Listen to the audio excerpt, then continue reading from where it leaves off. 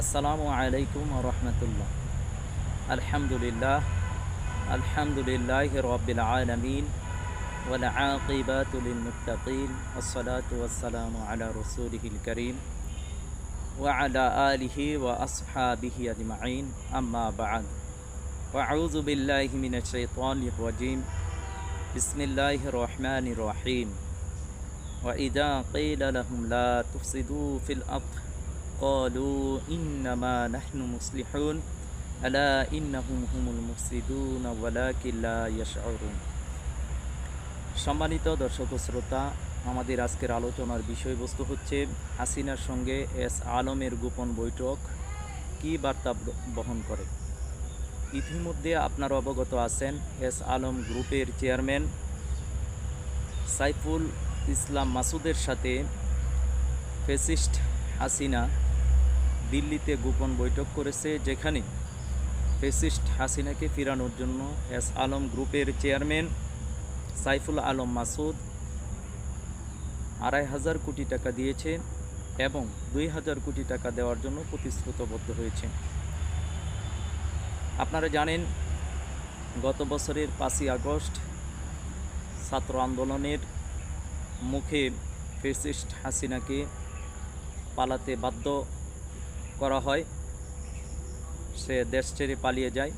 কিন্তু এরপর থেকেই সে ষড়যন্ত্র করে আসতেছে।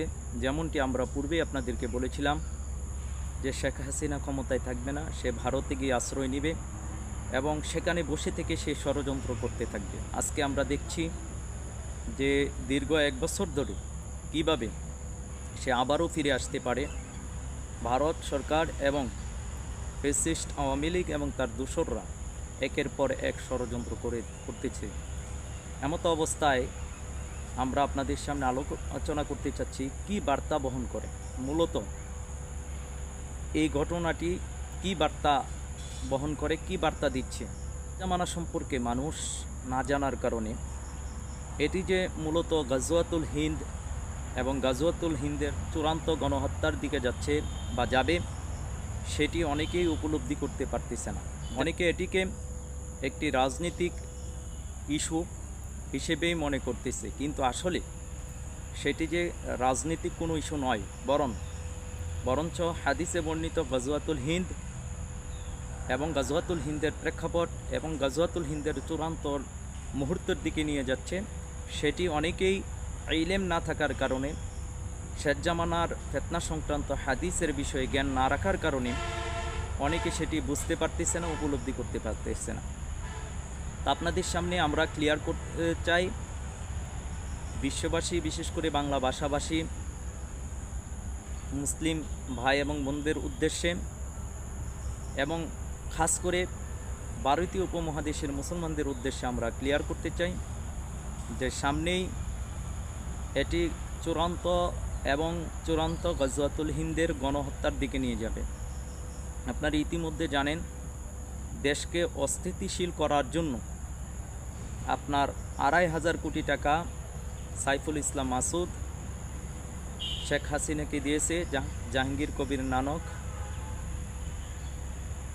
আরাফাত ইসলাম, নৌফেল, এদেরকে সমন্বয় করার জন্য দায়িত্ব দেওয়া হয়েছে এবং সেই টাকা মূলত বাংলাদেশের মধ্যে কিভাবে অরাজকতা, অস্থিতিশীল পরিবেশ, হাঙ্গামা তৈরি করা যায় সেই কাজেই তারা ব্যয় করবে।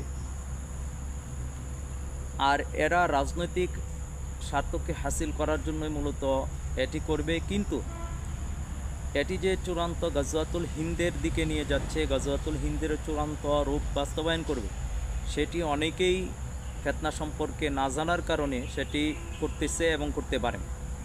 এই কারণে আমরা এটি ক্লিয়ার করে দিতে চাই যে মূলত আপনারা বাংলাদেশের যে প্রেক্ষাপট এবং ভারতীয় উপমহাদেশের যে প্রেক্ষাপট এবং বিশ্বের যে পরিস্থিতি আপনারা লক্ষ্য করছেন, সেটি মূলত গাজওয়াতুল হিন্দ এবং তৃতীয় বিশ্বযুদ্ধ, যেটির আগমনী এবং সতর্ক বার্তা নিয়ে ইমাম মাহমুদ হাবিবুল্লাহর আগমন হয়েছে।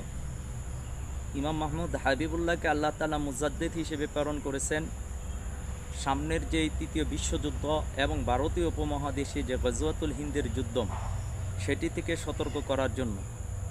তা উনি ঠিকই 2017 সালে বেলায়েত প্রাপ্তের পর থেকেই জাতিকে এই দুটি বিষয়ে সতর্ক করে আসতেছে, কিন্তু জাতি এই বিষয়গুলো না জানার কারণে অথবা অজ্ঞতার কারণে অথবা স্বার্থের কারণে বুঝতেছে না, বা বুঝেও না বুঝার ভান ধরতেছে। এমতো অবস্থায় সামনের যে ভয়াবহ পরিস্থিতি তৈরি হতে যাচ্ছে সেই বিষয়টি আমরা খুলাসা করে দিতে চাই জাতির সামনে, যে মূলত এটি হচ্ছে গজওয়াতুল হিন্দ, বিশেষ করে ভারতীয় উপমহাদেশে গজওয়াতুল হিন্দের চূড়ান্ত যে রূপটা, চূড়ান্ত যে গণহত্যা, সেটি কিন্তু একেবারেই দুয়ারে দাঁড়িয়ে আছে। তা দেশকে অস্থিতিশীল করার জন্য এবং দেশের ভিতরে অরাজকতা সৃষ্টি করার জন্য তারা টার্গেট নিয়েছে অক্টোবর, নভেম্বর, ডিসেম্বর 3 মাসকে। অক্টোবর মাস খুব কাছাকাছি, আগস্ট শেষ, সেপ্টেম্বর, অক্টোবর, নভেম্বর, ডিসেম্বর, তাহলে খুব কাছাকাছি সময়ে দেশ গৃহযুদ্ধের দিকে যাচ্ছে। সেটি মনে হয় না যে আপনাদেরকে ব্যাখ্যা বিশ্লেষণ করে বলার দরকার। আমরা শুধু আপনাদেরকে এটি স্মরণ করে দিতে চাই যে সামনে একটি ফিতনা সৃষ্টি হচ্ছে মুনাফিকদের পক্ষ থেকে এবং মুশরিকদের পক্ষ থেকে। তো মুশরিকরা, তাদের তো একটা লক্ষ্য আছে। আপনারা জানেন ভারতের উগ্রপন্থী হিন্দুত্ববাদী যারা, উগ্র হিন্দু যারা, তাদের একটা স্বপ্নকে তারা বাস্তবায়ন করতে চায়। সেটি হচ্ছে অখণ্ড ভারত। যেমনটি আপনারা জানেন যে ইসরায়েল, তাদের ইহুদিরা, তাদের একটা স্বপ্ন আছে গ্রেটার ইসরায়েল, মানে বৃহত্তর ইসরায়েল তৈরি করা। আর সেটির অংশ হচ্ছে বর্তমান ফিলিস্তিন, ইসরায়েল, লেবানন, জর্দান, মিশর, সিরিয়া, এই সাইটগুলোকে এবং সৌদি আরবের কিছু অংশ, টোটালি এই অঞ্চলটাকে নিয়ে তারা গ্রেটার ইসরায়েল প্রতিষ্ঠা করতে চাচ্ছে, যেটি খুদ বর্তমান ইসরায়েলের প্রধানমন্ত্রী নেতানিয়াহু নিজেই ক্লিয়ার করেছেন, নিজেই সাক্ষাৎকারে সেটি ব্যক্ত করেছেন। তো তারা তাদের উদ্দেশ্যকে বাস্তবায়ন করার জন্য তারা চূড়ান্ত গণহত্যা করতেছে। যেমনটি আপনারা ফিলিস্তিন মুসলমানদের দিকে তাকিয়ে দেখেন, এবং তাদের যে রুটম্যাপ, তাদের যে উদ্দেশ্য, তাদের যে আকাঙ্ক্ষা, তাদের যে ধর্মীয় বিশ্বাস, সেটি বাস্তবায়ন করার জন্য তারা চূড়ান্ত প্রস্তুতি নিয়ে তারা কিন্তু মুসলিম গণহত্যা বর্তমানে করতেছে। ঠিক ভারতীয় উপমহাদেশে, বিশেষ করে ভারতের উগ্র হিন্দুত্ববাদীরা, তাদের যে স্বপ্ন অখণ্ড ভারত বাস্তবায়ন করবে,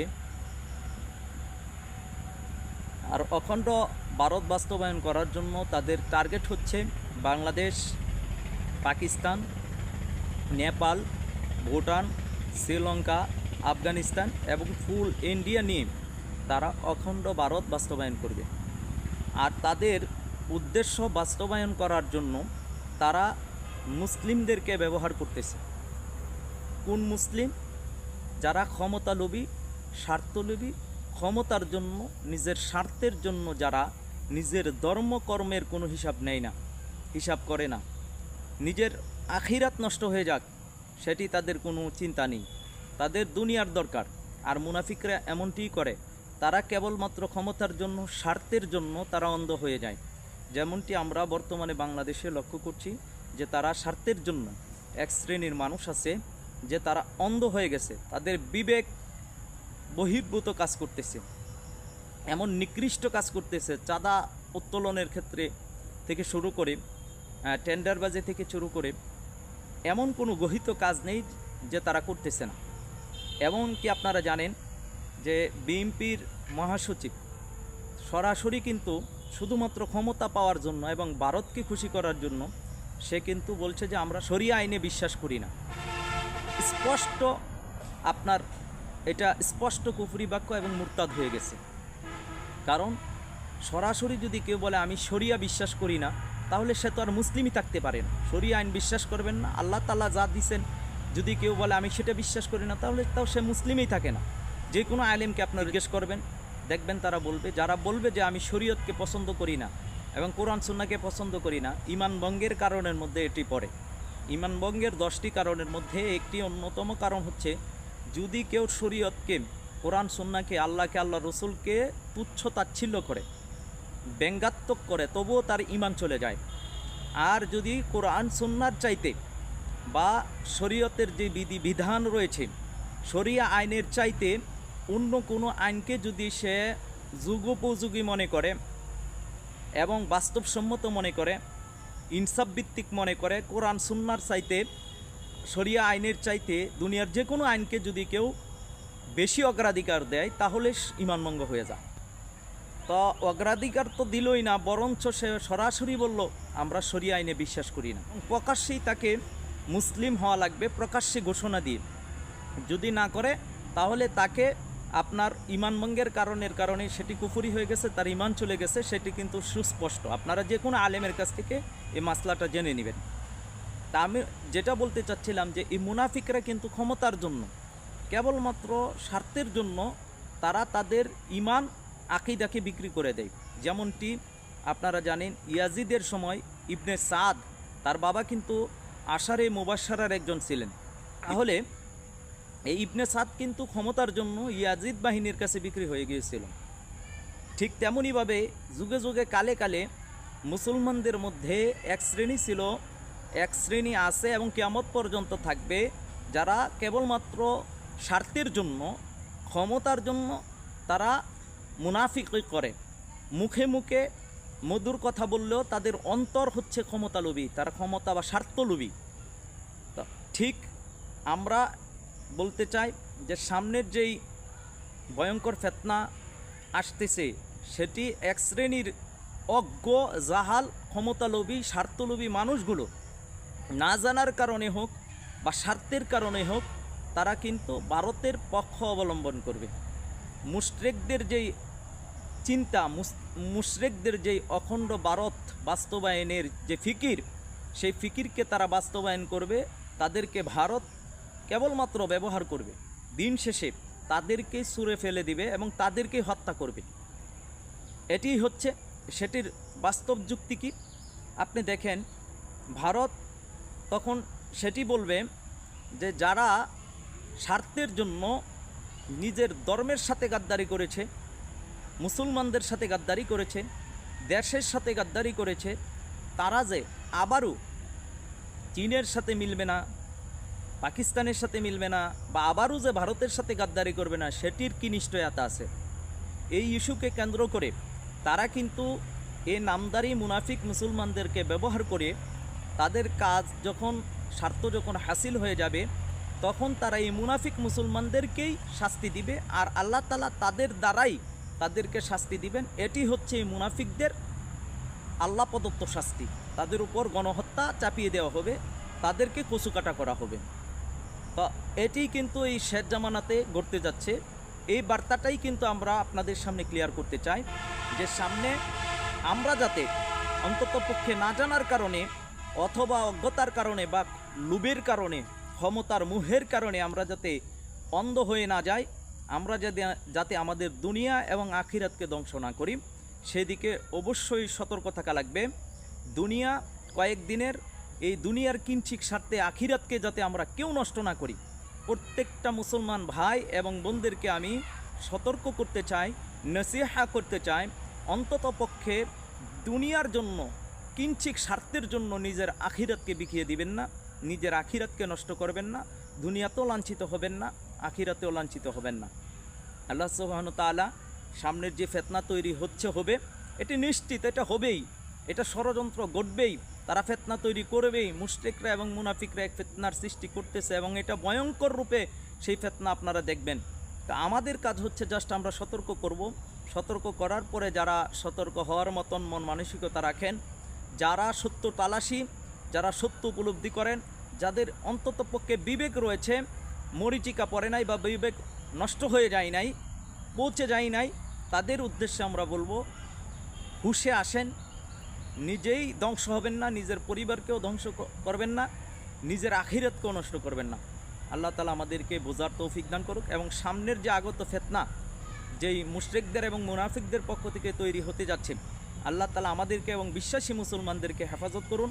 ইমাম মোহাম্মদ হাবিবুল্লাহর নেতৃত্বে আমরা যাতে এই ফিতনা থেকে বাঁচতে পারি এবং ফিতনা মোকাবেলা করতে পারি, আল্লাহ তাআলা আমাদেরকে সেই তৌফিক দান করুন। আমিন ইয়া রাব্বাল আলামিন। আসসালামু আলাইকুম ওয়া রাহমাতুল্লাহ।